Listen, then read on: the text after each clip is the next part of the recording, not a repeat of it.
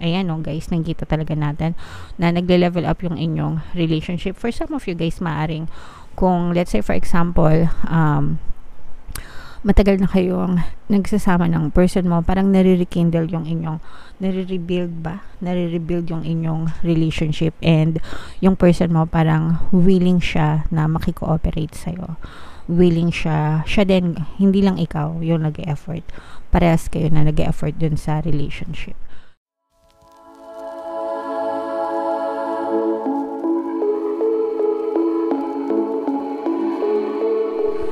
Hello guys, hello Gemini, welcome back to Pinay Pixie Tarot. Ang pamagat ng ating episode for tonight is Silip sa Pag-ibig. Ito yung ating love reading para sa Gemini ngayong September mga kapixie. By the way, no, umuulan, so pasensya na. Medyo, hindi ko alam kung naririnig nyo yung ulan sa labas mga kapixie. So, tingnan natin yung mga ganap sa relationship nyo guys ngayong buwan ng September. Combination guys ng positive and negative energy. General reading lang. Pwede mag-resonate, pwedeng hindi. Pwedeng ma-pick up yung energy nyo, pwedeng ma-pick up yung energy ng person nyo, and roles can be reversed as well. Okay? So, based dito sa ating unang spread guys, no, sobrang ganda ng energy nyo, mga kapixie. So, nakikita natin no, na for some of you, this is a twin flame connection, yin-yang energy. You complement each other mga kapixie. Kumbaga para kayong kapit gatas, no? Perfect na perfect for one another. Kung ano yung wala sa kanya, nasa iyo. Kung ano yung wala sa iyo, nasa kanya. And that makes the relationship balance mga kapixie. Nararamdaman din natin yung inyong matibay na connection sa isa't isa guys, especially with this wedding rings energy. Nakikita natin yung pagiging devoted sa isa't isa, yung union nyo, yung pagsasama nyo, and yung iba sa nyo guys, pwede rin na for some of you, maaring, let's say for example, hindi pa kayo kasal nitong person na to, maaring nagpe-prepare na kayo or naghahanda na kayo or nagpaplano na kayo na magsama nitong person mo, whether formal or informal, it doesn't matter, pero nakikita natin na doon papunta yung inyong relationships sa next level. Pagsasama, ganyan, pagiging mag-asawa or living in together, and that's because kumaga parang hindi nyo na maatim na magkalayo kayo nitong partner mo or specific person. For some of you naman, kung let's say for example matagal na kayong nagsasama nitong person mo, there are a lot of discoveries pa, hindi pa rin tumitigil yung pag-grow ng relationship nyo sa isa't isa, no? Kumbaga nandun pa rin yung everyday na nagsasama kayo, you are open to learn about your person, kilalanin siya, mahalin siya ng kung sino siya, and the same way na ganun din ginagawa niya sa'yo. So, regardless of flaws, regardless of mga shortcomings, nandun nakikita natin na you are willing to accept one another, mga kapixie. So, this is a very positive energy sa inyong relationship guys, no? Comment down below if naka-resonate kayo dyan sa mga messages na yan. Okay? Now, yung next na message natin, kapixie, tingnan natin yung mga ganap, no, sa relationship nyo with this card. Sa hanapin natin yung energy ng love guys at saka yung energy ng Gemini. Habang sinashuffle ko to, panoorin nyo muna tong video natin regarding sa ating paano mag-manifest ng abundance video course. Kapixie, sawa ka na ba sa mga struggles at hirap sa buhay mo? Masipag ka ba at masikap sa buhay ngunit hindi ka pa rin umaasenso? Ilang beses ka na bang nag-attempt magnegosyo at mag-invest pero palagi ka pa rin nalulugi? Sa pagkakataon na ito ay maaaring may subconscious beliefs ka na nagiging balakid sa iyong pag-unlad at pagyaman.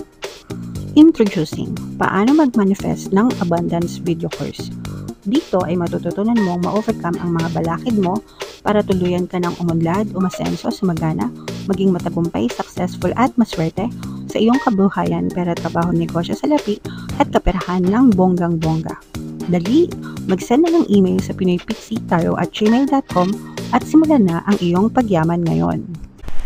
Alright, so mag-avail ka na ng course, Kapiksi, sobrang ganda talaga niyan, and magbibigay ako ng 1 free pampaswerte subliminal sa lahat na mag-avail ng course kayong September, mga Kapiksi, no? So, mag-send ka na ng email, and meron din tayo, guys, email coaching, manifest your desires using the law of attraction. If meron kayong mga specific na gusto nyong i-manifest sa buhay nyo, love and relationship, money or career, pwede kayong magpabook ng email coaching session with me. So, for prices and discounts, guys, mag-send lang kayo ng email sa pinaypixitaro@gmail.com. So, ito yung love energy natin, Gemini. Tapos, ito naman yung energy nyo. For some of you guys, ito yung combination ng positive and negative. Pero this is more on positive energy, mga Kapiksi. Kasi nakikita talaga natin yung progress dun sa relationship nyo. Diba, sabi ko nga sa inyo, maaring magpunta sa next level yung inyong relationship ng iyong partner. O, excuse me. Sorry guys, masabit yung boses ko. Ng iyong partner o specific person, especially kung let's say for example, hindi pa kayo nagsasama, pwede kayong magsama nitong person mo, pwede kayong yung iba sa inyo parang you're planning to be together, planning dun sa next phase ng relationship nyo, pero ang importante dito is nagkakaroon ng progress, level up, mga Kapiksi. Alright? And then for some of you naman, mga Kapiksi, na nagkaroon ng mga ito yung kumbaga parang feeling ko pagbawi na to, kumbaga parang I'm sensing na yung iba sa inyo nagkaroon din ng mga problema sa relationship, which is normal naman. Pero parang after nung problema na yon, doon nyo na-realize na okay, mahal ko tong person na to, kahit na may ganong klaseng problema, hindi ko hahayaan na mawala siya sa akin. Parang ganon, I cannot live without this person, so I'd rather suffer having him or her by my side kesa naman sa mag-suffer ako na mag-isa. So parang may mga ganun na peg, no, na nararamdaman kayo ng iyong person. At saka yung problema na yun, mga Kapiksi, na kung nagkaroon kayo ng problema, doon nyo nakilala lalo yung isa't isa, and doon nyo lalong naintindihan yung isa't isa, na naintindihan nyo ugali niya, naintindihan nyo ugali nyo, and kagaya nga nung sabi ko, parang you cannot live without one another, mga Kapiksi. So nakikita natin yung pag-recover ng inyong relationship, mga Kapiksi. Ganun din sa communication, parang mas lalo pang magiging sweet, mas lalo pang magiging parang level up nga, no, kagaya nung sinabi ko kanina, parang mag-level up, magkakaroon ng transition, pagbabago sa relationship nyo, pero yung pagbabago na yun is for the better. Okay? And yeah, so comment down below. And pero guys, no, ang nararamdaman din natin dito is parang marunong din kayong bumalanse. Mahal nyo yung person nyo, pero you also love yourself. Kumbaga hindi mo hinahayaan na mawala yun sa sarili mo. And that's make you more attractive and more confident and more lovable dun sa opposite partner mo, no? Kumbaga parang mas lalo siyang na-attract sa'yo kasi mahal mo yung sarili mo, nirerespeto mo yung sarili mo, kaya lalo kanyang minamahal, Kapiksi. Alright? So it's very important, yun yung power ng self-concept, guys. That's why it's very important na mahal nyo yung sarili nyo and you don't lose yourself in the process. Kahit na mahal nyo sila, dapat mahal nyo rin yung sarili nyo. Ayan, no, guys, nakikita talaga natin na nagle-level up yung inyong relationship. For some of you guys, maaring kung let's say for example, matagal na kayong nagsasama ng person mo, parang nare-rekindle yung inyong, nare-rebuild yung inyong relationship, and yung person mo parang willing siya na makikooperate sa'yo. Willing siya din, hindi lang ikaw yung nag-e-effort, parehas kayo na nag-e-effort dun sa relationship. There's an earth sign energy, Capricorn, Taurus, Virgo. So for some of you, you may be dealing with an earth sign. For some of you, maaring may earth element sila sa kanilang natal chart. Pero yun nga, guys, hindi kayo nag-iisa. You don't feel alone sa relationship. Maganda to kasi nararamdaman nyo na nandun yung person nyo. At saka there's a lot of forgiveness, acceptance. There's a lot compassionate, no? Ibig sabihin sangkatutak na pangunawa, pagmamahal, pagtsatsaga kayong dalawa sa relationship. to make it work. And ganun naman talaga yun, guys. Every day, yung relationship is always a work in progress. Okay? Hindi yan pinagwawalang bahala. Kahit ano namang aspeto, guys, even money, no? Even yung trabaho nyo or negosyo nyo, it's always a work in progress every day.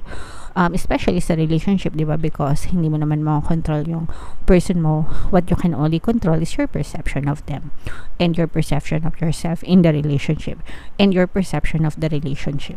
Okay? So, yeah. Nakikita natin na very smooth, guys, very suave, as in wala talaga akong makitang negative except for those mga past circumstances na pinagdaanan nyo, which is normal naman na nagkakaroon ng problema sa relasyon. But yung tibay ng bonding nyo, guys, no, yung tibay ng pagmamahal nyo sa isa't isa, yan, para kayong character sa Disney Prince Charming at saka Disney Princess, parang ganyan. So, pinagtagpo. Yeah. So, yeah. Comment down below, guys, if naka-resonate kayo dyan sa mga messages para sa inyo. Tingnan natin itong love advice para sa inyo, guys, no? For your relationship. Hindi ko alam kung kailangan nyo pa to kasi very positive naman yung inyong relationship right now. So, baka kailangan nyo ng space na malayo sa isa't isa para ma-miss nyo yung isa't isa, mga kapiksi, okay? Sometimes, may mga pagkakataon, no, na we need space of our own and we need to give them space of their own as well, mga kapiksi. Hindi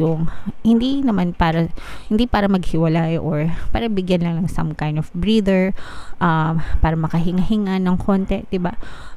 Hayaan mo siya na mag-enjoy sa sarili niya and ikaw mag-enjoy ka rin ng sarili mo, do what you want, and siya, hayaan mo rin siya na gawin niya yung gusto niya. In that way, nagkakaroon ng trust, nabibuild yung trust nyo sa isa't isa, and it makes you long for each other then, no? Parang mamimiss nyo rin yung isa't isa by doing so, mga kapiksi. Alright? So, yeah, paminsan-minsan labas-labas kayo na magkalayo. Okay, so yeah, comment down below, Gemini, if naka-resonate ka sa message para sa iyo. Ito yung ating money reading for September. Kung di nyo pa napapanood, panoorin nyo na. And ito naman yung ating success stories ng paano mag-manifest ng abundance video course. Thank you for liking, sharing, and subscribing, mga kapiksi, and see you again next time. I love you all, guys. Have a nice day. Bye-bye.